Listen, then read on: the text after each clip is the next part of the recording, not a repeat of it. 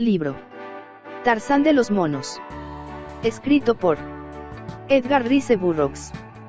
Capítulo 23. Hombres hermanos. Al recobrar el conocimiento, de Arnott se encontró tendido en un mullido camastro de hierbas y helechos, bajo un sotechado de ramas dispuestas en forma de A. A sus pies, más allá de la abertura del tosco cobertizo, se extendía una explanada de verde césped y, al fondo, se alzaba el muro compacto de la selva y el bosque.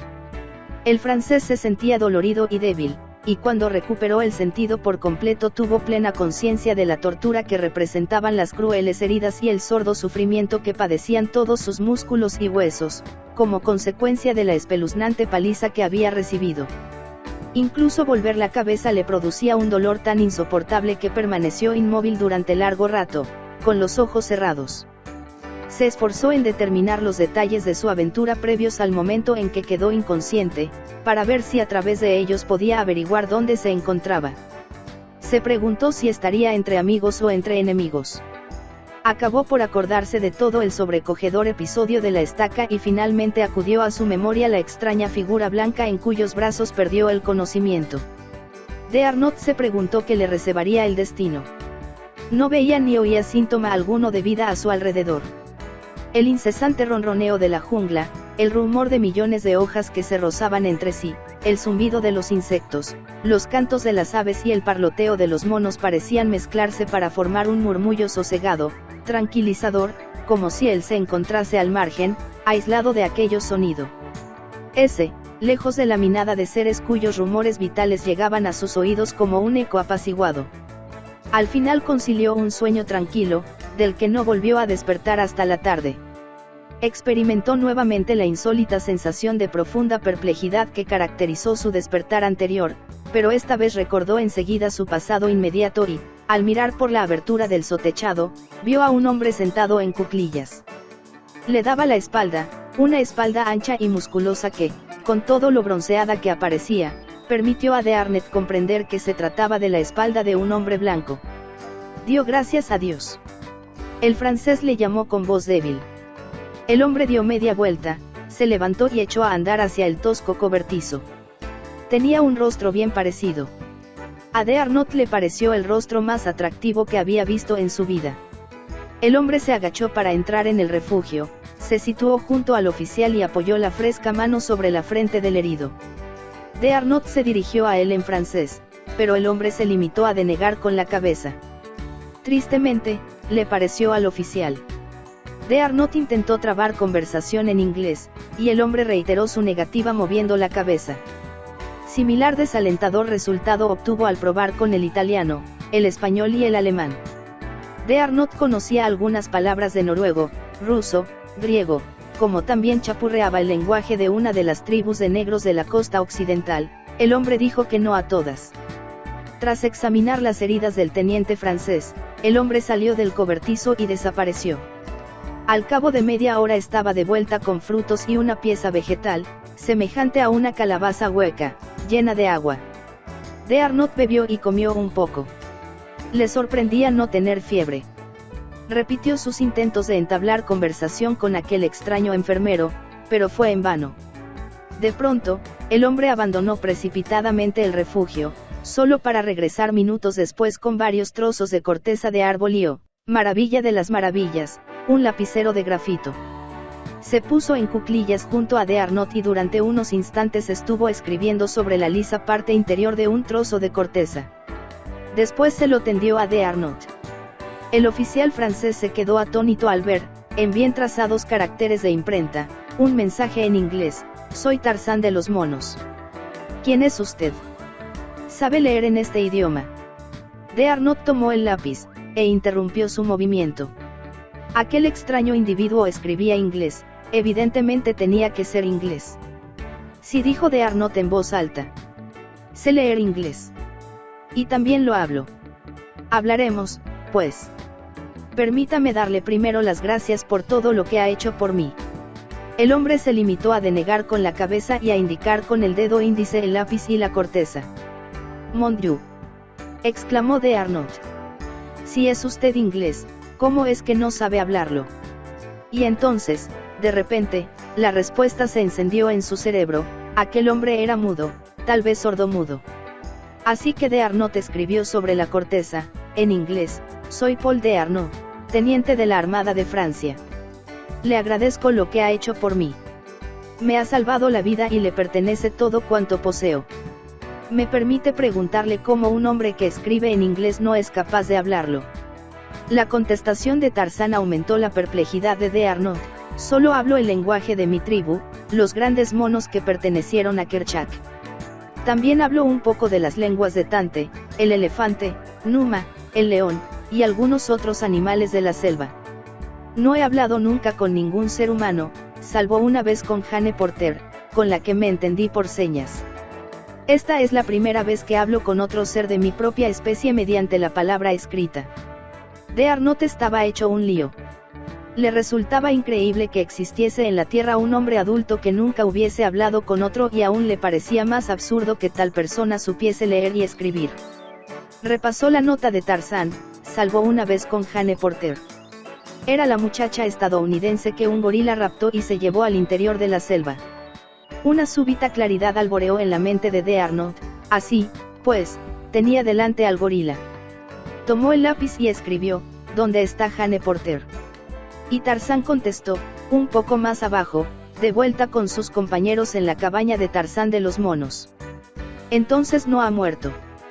¿Dónde estaba? ¿Qué le ocurrió? No ha muerto. Se la llevó Tercos para convertirla en su compañera, pero Tarzán de los monos se la arrebató a Tercos y lo mató antes de que hiciera daño a la muchacha. En toda la jungla, nadie puede hacer frente a Tarzán de los monos, luchar con él y vivir para contarlo. Yo soy Tarzán de los monos. Luchador poderoso. De Arnaud escribió: me alegro de que Jane Porter esté a salvo.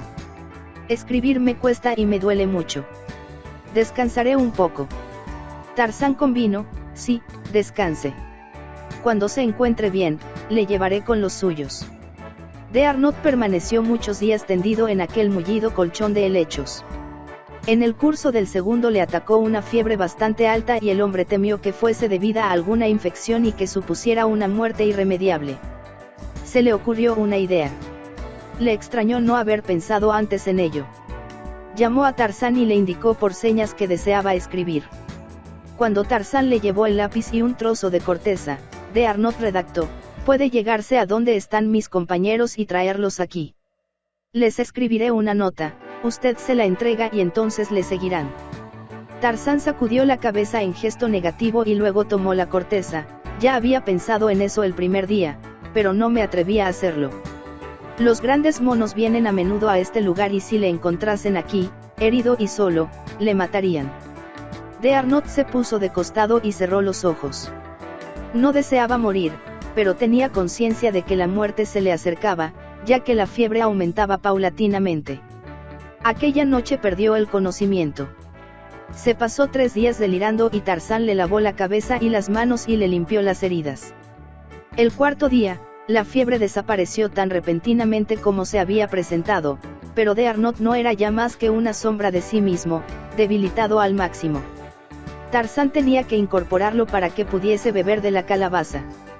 La fiebre no había sido consecuencia de una infección, como supuso de Arnaud, sino que solo fue uno de esos accesos que acostumbran a atacar a los blancos en las selvas africanas y que acaban con ellos o desaparecen tan súbitamente como se disipó el del teniente francés.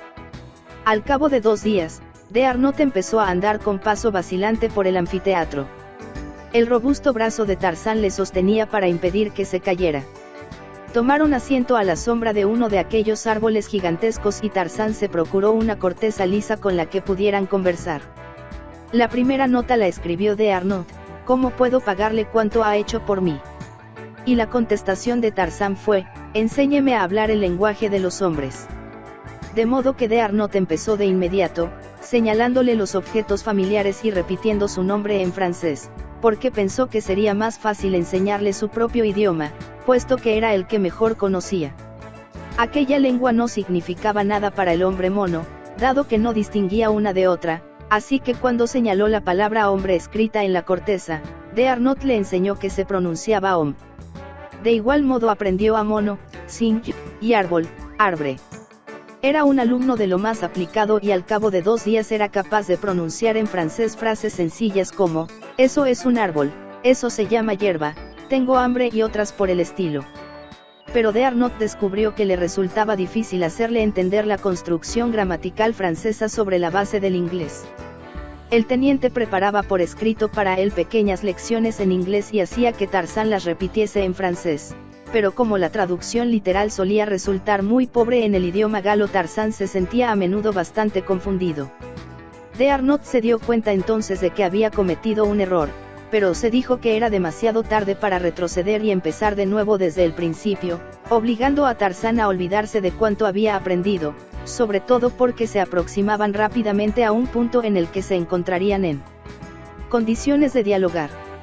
El tercer día, a partir del que desapareció la fiebre, Tarzán preguntó a de Arnaud, por escrito, si se sentía lo bastante fuerte como para regresar a la cabaña.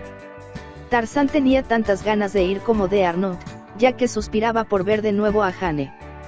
Precisamente a causa de ello le había resultado muy duro permanecer junto al francés durante todas aquellas jornadas, lo cual dice tanto en pro de su altruismo y de la nobleza de su carácter como el hecho de que rescatara al teniente de las garras de M. Bonga. De Arnaud, que también deseaba con toda el alma emprender el regreso, escribió, pero no va a poder cargar conmigo todo el trayecto a través de esa selva enmarañada. Tarzán se echó a reír. Más oí dijo, y de Arnaud soltó a su vez una sonora carcajada al oír en labios de Tarzán la frase que tan a menudo pronunciaba él. Así que se pusieron en marcha y de Arnaud no pudo por menos que asombrarse, lo mismo que se había asombrado Clayton, ante la prodigiosa fortaleza y agilidad del hombre mono. A media tarde llegaban ante el claro y cuando Tarzán saltó al suelo desde las ramas del último árbol el corazón le daba saltos de alegría en el pecho, ilusionado por la perspectiva de volver a ver a Jane enseguida. Nadie aparecía por las inmediaciones de la cabaña y el desconcierto se apoderó de Arnaud al observar que ni el crucero ni el Héroe estaban fondeados en la bahía. La atmósfera de soledad que impregnaba el paraje prendió automáticamente en ambos hombres mientras se encaminaban a la cabaña. Ninguno de los dos pronunció palabra y, sin embargo, ambos sabían, antes de abrir la puerta, lo que iban a encontrar al otro lado del umbral. Tarzán accionó el pestillo y empujó la pesada puerta para que girase sobre sus goznes de madera. Se confirmaron sus temores. La cabaña estaba vacía. Los dos hombres intercambiaron una mirada. De Arnaud sabía que sus compañeros le daban por muerto, pero Tarzán no pensaba más que en la mujer que le había besado con amor y ahora se alejaba de su lado, mientras él ayudaba a un miembro del grupo de Jane. Una inmensa amargura llenó el corazón de Tarzán. Volvería al interior de la selva y se integraría de nuevo en su tribu. Jamás vería otra vez a nadie de su propia especie, ni podría soportar la idea de regresar a la cabaña. Abandonaría eso para siempre, junto con las grandes esperanzas que había alimentado de encontrar a los de su misma especie y convertirse en un hombre entre hombres. ¿Y el francés? ¿Y de Arnaud? ¿Qué iba a hacer de él? No podía arreglárselas como se las arreglaba Tarzán. El hombre mono no quería saber nada más de él. Deseaba alejarse de cuanto pudiera recordarle a Jane Porter. Mientras Tarzán permanecía meditabundo en el quicio de la puerta, de Arnaud había entrado en la cabaña. Observó que habían dejado allí muchos útiles. Reconoció numerosos artículos del crucero, un hornillo de campaña, diversos utensilios de cocina, un rifle e innumerables cartuchos de municiones, latas de alimentos en conserva, mantas, 2 sillas y una colchoneta y varios libros y periódicos, en su mayor parte estadounidenses. Sin duda tienen intención de volver, pensó de Arnaud. Se llegó a la mesa que tantos años atrás había construido John Clayton para que le sirviera de escritorio. Allí vio 2 cartas dirigidas a Tarzán de los monos. Una, abierta, tenía el sobrescrito con enérgica letra masculina. La otra, cerrada, era de caligrafía femenina. Aquí hay 2 recados para usted, Tarzán de los monos, llamó de Arnaud, al tiempo que se volvía hacia la puerta. Pero su acompañando ya no estaba allí. De Arnaud anduvo hasta la puerta y miró al exterior. El hombre mono no aparecía por ninguna parte. Le llamó a voces, pero no obtuvo respuesta. Mon Dieu, exclamó de Arnaud. Se ha ido sin más. Lo presiento. Ha vuelto a la selva y me ha dejado aquí solo.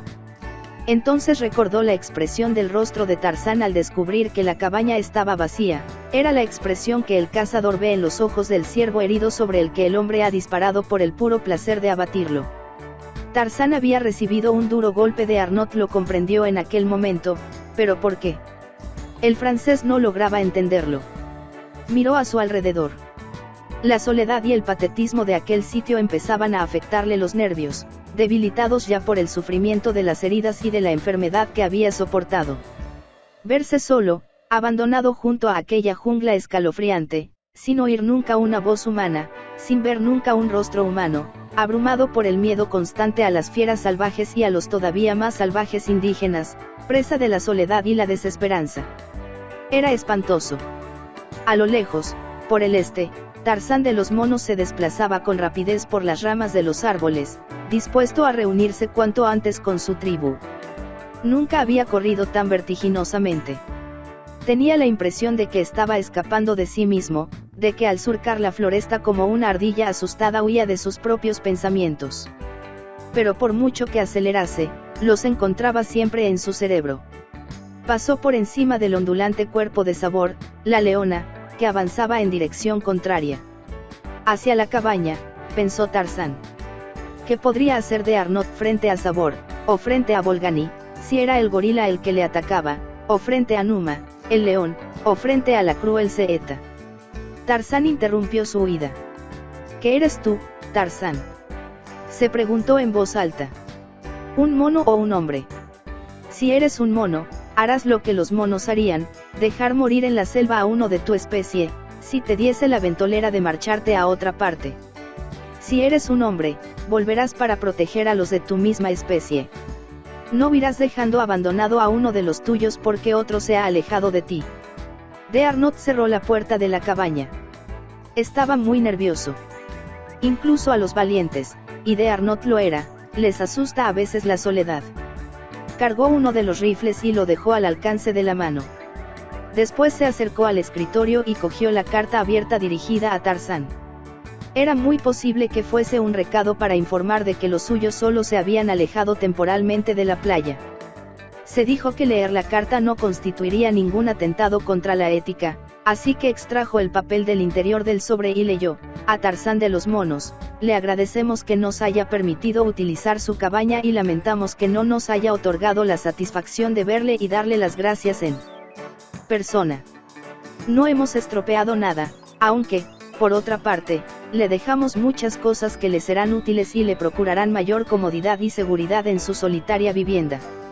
Si conoce al extraño hombre blanco que tantas veces nos salvó la vida y nos proporcionó alimento, y si se da la circunstancia de que habla con él, transmítale también nuestra gratitud por su generosidad. Vamos a zarpar dentro de 1 hora y no volveremos nunca más, pero queremos que sepan, usted y el otro amigo de la jungla, que les estaremos eternamente agradecidos por lo que han hecho por unos desconocidos que desembarcaron en su ribera, y que si nos hubieran brindado la oportunidad, habríamos hecho infinitamente más para compensarles. Atentamente William Cecil Clayton. No volveremos nunca más, murmuró de Arnaud, y se arrojó de bruces sobre la colchoneta. 1 hora después se incorporó y aguzó el oído. Algo o alguien estaba a la puerta, tratando de entrar. De Arnaud empuñó el cargado rifle y se lo echó a la cara. Anochecía y en el interior de la cabaña reinaba la oscuridad, pero el hombre pudo ver que se corría el pestillo de la cerradura. Notó que se le erizaban los cabellos. Poco a poco, la puerta se fue abriendo y a través de la hendidura pudo vislumbrarse algo que se erguía al otro lado. De Arnaud apuntó el azulado cañón hacia la rendija, y apretó el gatillo. Capítulo 24. El tesoro perdido. Cuando la patrulla regresó, tras el fallido intento de salvar a de Arnaud, el capitán Dufresne manifestó su deseo de hacerse a la mar lo antes posible y todos se mostraron de acuerdo, salvo Jane. No se resistió la muchacha resueltamente. Yo no me iré, ni ustedes tampoco, porque en esa selva hay 2 amigos que tarde o temprano saldrán de ella, convencidos de que nosotros les estaremos esperando. Su oficial, capitán Dufresne, es uno de ellos. El otro es el hombre de la jungla que ha salvado la vida a todos los miembros de la expedición de mi padre.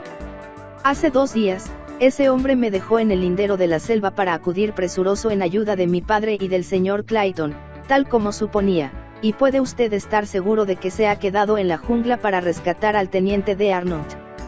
Si hubiera llegado tarde para salvarle, ya se habría presentado aquí. El hecho de que no haya vuelto es prueba suficiente para mí de que se ha retrasado porque el teniente está herido o porque se ha visto obligado a perseguir a los que le capturaron hasta algún punto más allá de la aldea que asaltaron sus marinos. Pero en la aldea encontramos el uniforme y todas las pertenencias del pobre de Arnott, señorita Porter, alegó el capitán, y los indígenas se excitaron enormemente cuando se les interrogó acerca del destino del hombre blanco. Sí, capitán, pero no confesaron que hubiese muerto y, en cuanto a que sus prendas y efectos estuvieran en posesión de los indígenas. Pues, bueno, hemos visto a pueblos más civilizados que esos pobres negros salvajes despojar a sus prisioneros de cuanto artículo de valor llevaban encima, tanto si tenían intención de matarlos como si no. Incluso en mi país, los soldados del sur saqueaban no solo a los vivos, sino también a los muertos. Lo que usted presenta son pruebas circunstanciales de gran peso, lo reconozco, pero no son pruebas definitivas. Es muy posible que a su hombre de los bosques también lo hayan capturado o matado los salvajes, sugirió el capitán Duffiane. La joven se echó a reír. Usted no lo conoce, replicó. Un leve hormigueo de orgullo hizo vibrar sus nervios al darse cuenta de que hablaba por propia iniciativa. Reconozco que merecería la pena esperar a ese superhombre suyo, es digno de ello, ironizó el capitán. Desde luego, le garantizo que me encantaría conocerlo. Entonces espérelo usted también, mi querido capitán, instó la muchacha, porque yo pienso hacerlo. El marino francés se hubiera sorprendido aún más de comprender el auténtico significado de las palabras de Jane Porter. Mantuvieron esa conversación mientras caminaban desde la playa hacia la cabaña. Se reunieron con el reducido grupo de personas sentadas en taburetes de campaña a la sombra de un gran árbol, cerca de la construcción. Allí estaban el profesor Porter, los señores Philander y Clayton, con el teniente Charpentier y dos compañeros de armas, en tanto Esmeralda sangoloteaba en segundo plano, metiendo baza de vez en cuando, brindando sus opiniones o comentarios con esa impertinente libertad que confieren a una doncella de edad los muchos años al servicio de la familia. Al acercarse su superior, los oficiales se pusieron en pie y saludaron. Clayton cedió su asiento de campaña a Jane. Estábamos tratando de la suerte que haya podido correr el pobre Paul, informó el capitán Dufrane. La señorita Porter insiste en que no tenemos absolutamente ninguna prueba definitiva de que haya muerto, lo cual es cierto. Por otra parte, sostiene que la prolongada ausencia de su omnipotente y selvático amigo significa que de Arnott continúa necesitando su ayuda, bien porque se encuentre herido, bien porque los indígenas lo tengan prisionero en alguna aldea lejana. Se ha sugerido, aventuró el teniente Charpentier, que cabe la posibilidad de que ese salvaje sea miembro de la tribu de guerreros negros que atacó a nuestra patrulla, que se apresuró a ir en ayuda de los indígenas, los suyos. Jane lanzó una rápida mirada a Clayton. Eso parece enormemente más razonable, opinó el profesor Porter. No comparto su criterio, le llevó la contraria el señor Philander. Ha dispuesto de infinidad de oportunidades para perjudicarnos por sí mismo o para lanzar sobre nosotros a su presunto pueblo. En cambio, durante nuestra prolongada residencia aquí, ese hombre ha desempeñado regular e ininterrumpidamente un papel de protector y proveedor. Eso es verdad, intervino Clayton, pero no debemos pasar por alto la circunstancia de que, a excepción de él, todos los seres humanos existentes en muchos kilómetros a la redonda son salvajes antropófagos. Él iba armado lo mismo que ellos, lo que indica que ha mantenido alguna clase de relaciones con esa tribu, y el hecho de que es un hombre solo frente a millares sugiere que tales relaciones no han podido ser más que amistosas. Sí, parece improbable que no esté relacionado con ellos, subrayó el capitán, puede que sea miembro de esa tribu. Por otra parte, añadió uno de los oficiales, ha tenido que vivir largo tiempo, el suficiente al menos, entre los habitantes salvajes de la selva, hombres o fieras, para haber alcanzado un conocimiento profundo de los bosques, de las costumbres y del empleo de las armas africanas. Le están juzgando según sus propias normas, caballeros, argumentó Jane. Un hombre blanco corriente, como cualquiera de ustedes. Perdonen, me he expresado mal, es decir, Un hombre blanco por encima del nivel medio en cuanto a capacidad física e intelectual jamás podría, lo reconozco, sobrevivir un año, solo y desnudo, en esta selva tropical. Pero ese hombre no solo rebasa el nivel medio del hombre blanco en fortaleza y agilidad, sino que supera ampliamente a nuestros atletas mejor entrenados y fuertes, del mismo modo que estos superan a un niño recién nacido. Y su valor y fiereza en el combate son los de un animal salvaje. No cabe duda de que ha conseguido un leal paladín, señorita Porter, rió el capitán Dufrane. Estoy seguro de que ninguno de los aquí presentes dudaría en afrontar de muy buena gana la muerte 100 veces, en las formas más aterradoras, con tal de merecer el homenaje de esos elogios por parte de alguien que fuese la mitad de fiel, o de hermosa. No le extrañaría que lo defendiera, declaró la muchacha, si lo hubiese visto como le vi yo, luchando por mí con aquel gigantesco y peludo gorila. Si le hubiese visto lanzarse contra aquel monstruo como un toro atacaría a un oso pardo sin el menor asomo de miedo o vacilación, entonces creería usted que se trata de un ser sobrehumano.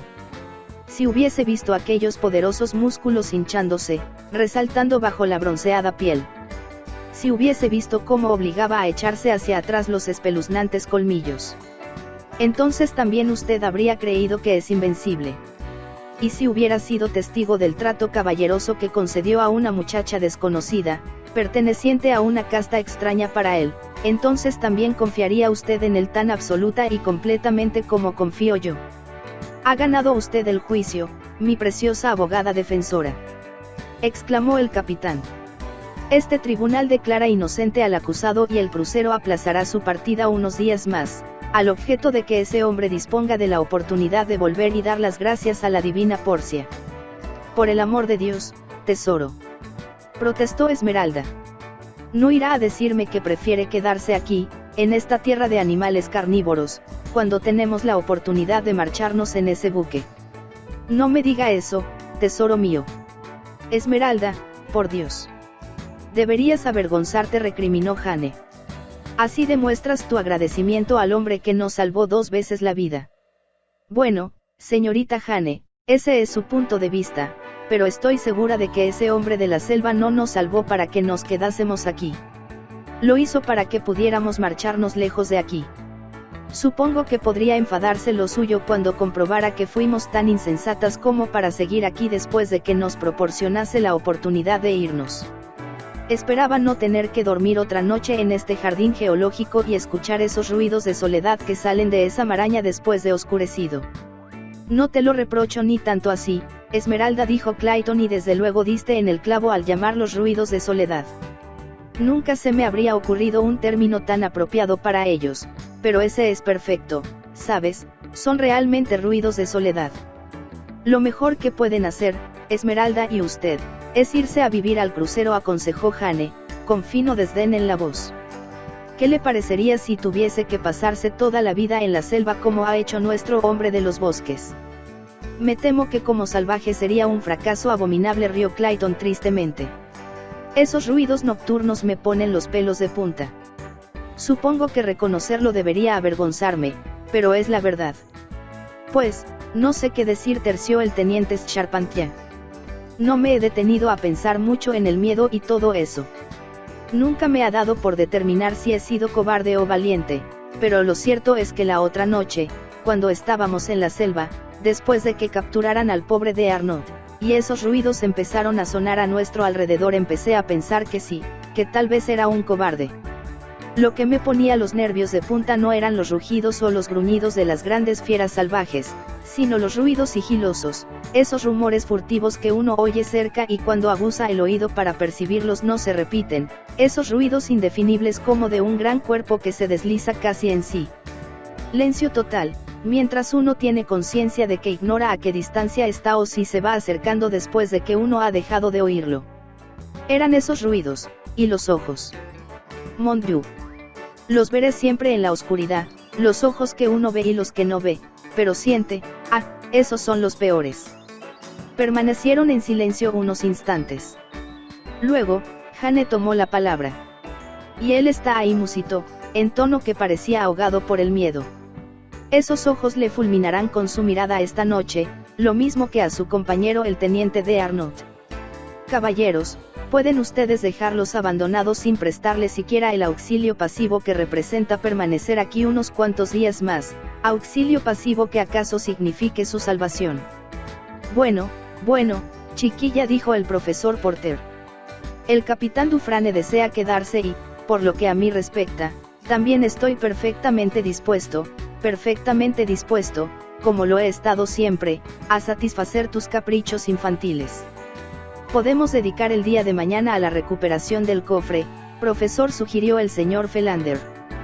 Buena idea, señor Philander. Casi me había olvidado del tesoro, manifestó el profesor Porter. Tal vez el capitán Dufresne pueda prestarnos unos cuantos hombres que nos ayuden y nos deje también a uno de los prisioneros para que nos indique el lugar donde está escondido el arcón.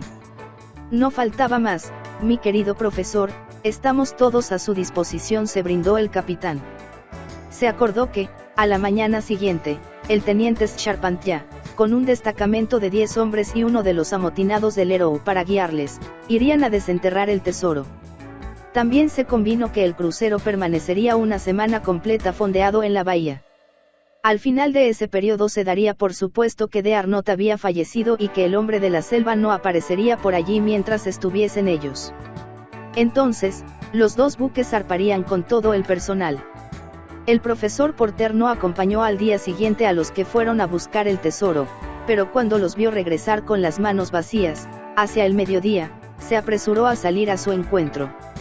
Su acostumbrada indiferencia meditativa se había volatilizado totalmente, sustituida por un comportamiento nervioso y excitado.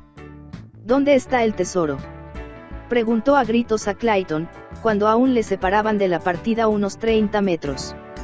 Clayton meneó la cabeza negativamente. Desapareció, dijo, al acercarse al profesor. Desapareció. No es posible. ¿Quién ha podido llevárselo?, exclamó el profesor Porter. Solo Dios lo sabe, profesor, repuso Clayton. Pudimos pensar que el individuo que nos vio mentía respecto al punto donde estaba enterrado, pero su sorpresa y consternación al no encontrar cofre alguno debajo del cadáver del asesinado Snipes fueron demasiado reales para que estuviese fingiendo. Y nuestras palas nos indicaron que algo estuvo sepultado debajo del cadáver, porque allí hubo un hoyo que rellenaron con tierra suelta. ¿Pero quién puede habérselo llevado?, repitió el profesor Porter. Las sospechas podrían recaer sobre los hombres del crucero, naturalmente, comentó el teniente Charpentier, pero el alférez Janviers, aquí presente, me asegura que ninguno ha desembarcado, que nadie ha bajado a tierra desde que anclamos ahí, salvo los que lo hicieron a las órdenes de algún oficial. Sé que no recelarían de ellos, pero me alegro de que no exista la más remota posibilidad que les dé pie para sospechar de ninguno, concluyó. Ni por asomo se me hubiera ocurrido nunca sospechar de unas personas a las que tanto debemos, replicó el profesor Porter cortésmente. Antes sospecharía de mi querido amigo Clayton o del señor Philander. Los franceses sonrieron, tanto oficiales como marinos rasos. Evidentemente, se les había quitado un peso de encima. El tesoro se lo llevaron de allí hace cierto tiempo, prosiguió Clayton. La verdad es que el cadáver se desmenuzó al levantarlo, lo que indica que quienquiera que se llevase el tesoro lo hizo mientras el cuerpo estaba recién fallecido, ya que se encontraba intacto cuando lo desenterramos. Los ladrones debieron de ser varios, sugirió Jane, que se había unido al grupo.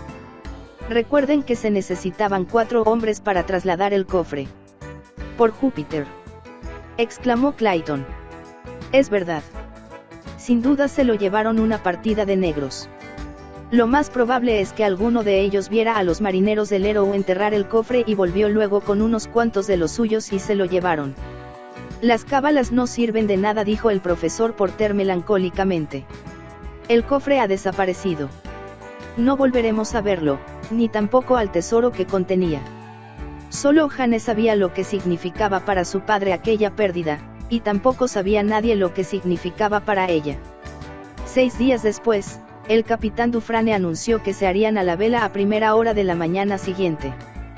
Jane le hubiera rogado un nuevo aplazamiento, pero también ella empezaba a creer que su galán de la selva no volvería más. Muy a pesar suyo, las dudas y los temores fueron tomando cuerpo en su ánimo. Los razonables argumentos de los ecuánimes oficiales franceses empezaron a convencerla, incluso en contra de su voluntad. No estaba dispuesta a creer que aquel hombre fuese caníbal, pero sí que le parecía posible ya que fuese un miembro adoptado por alguna tribu salvaje. No iba a reconocer que hubiese muerto. Resultaba imposible creer que en aquel cuerpo perfecto, tan pletórico de gloriosa vida, pudiera apagarse la llama vital que alimentaba su interior. Se convencería antes de que la inmortalidad era polvo. Pero mientras Jane se permitía albergar tales ideas, otras igualmente odiosas se abrían paso a la fuerza hacia el fondo de su imaginación. Si aquel hombre pertenecía a alguna tribu salvaje, sin duda tendría una esposa salvaje, quizás una docena, así como una caterva de hijos también salvajes y mestizos. La muchacha se estremeció. Y cuando le comunicaron que el crucero se haría a la mar a la mañana siguiente, casi se alegró. Sin embargo, fue ella quien propuso que se dejaran en la cabaña armas, municiones, vituallas y algunos útiles de cocina y demás, destinados ostensiblemente a aquella intangible personalidad que se firmaba Tarzán de los Monos y a de Arnaud, por si aún vivía. En realidad, Jane esperaba que más bien fuesen para su dios de la selva, incluso aunque al final resultase que era un ídolo con pies de barro. En el último instante, la muchacha dejó una carta para él, un mensaje que le transmitiría Tarzán de los Monos. Fue la última en abandonar la cabaña, a la que volvió con una excusa trivial mientras los otros se dirigían ya al bote. Se arrodilló junto a la cama en la que tantas noches había descansado y rezó una oración rogando por la seguridad del hombre primitivo. Se llevó el guardapelo a los labios y musitó: te quiero, y porque te quiero creo en ti.